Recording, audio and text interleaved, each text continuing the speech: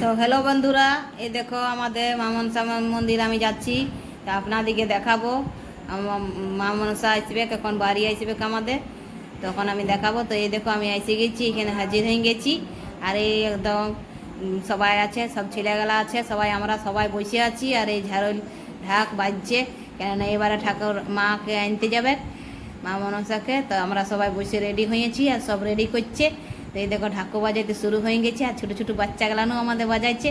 আমাদের পুচকিরে বসে আছে আর ঠাকুমার কোলে। আর কি বলে আমরা সবাই আছি এখানে। আমার শাশুড়ি মা এখানে বসে দাঁড়াই আছে, এটা আমার মা ওরা শাশুড়ি মা।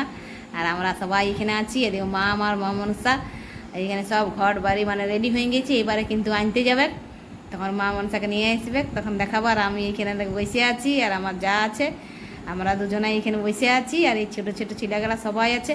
দেখছো এই পুচকুটা কেমন বাজাইতে লাগাই দিয়েছে, দেখো বাজাইছে। আর সবাই সন্ধ্যা দিচ্ছে, আরতি দিচ্ছে।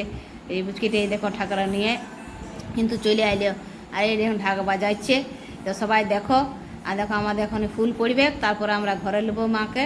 তো এখন এইখানেই বাইরে বসে আছি। আর তারপরে দেখো আমার শাশুড়ি মা সব প্রসাদগুলা নিয়ে আসছে, শীতলগুলা, আর এখানে দিচ্ছে। আর এদিকে দেখো সবাই কিন্তু সব বসে গেছি, ঘরও ঢুকান দিয়েছি, বুঝে এবারে ঘর ঢুকান দিই নিয়ে মন্দিরে এদিকে দিয়ে। আর সবাই ভোগ টোগ দিয়ে রেডি করছে। আর এইখানে সব রেডি হচ্ছে। দিয়ে এখন ঠাকুর আসবে, তখন আরও পূজা শুরু হবে, তখন আমি আপনাদেরকে দেখাবো। এখনকার মতন আমি এইটুকুই আপনাদেরকে দেখাচ্ছি। এদিকে সব তদ্দিন দিয়া রেডি হয়েছে সবাই, আমরা সবাই বসে আছি। ঠাকুর কিন্তু এখন আসে নাই, তো সবাই আমরা ধূপ ধুনা দিয়ে দিলাম, বলি এবারে ঠাকুর এসে তখন পূজা হবে, তখন আমি আপনাদেরকে দেখা।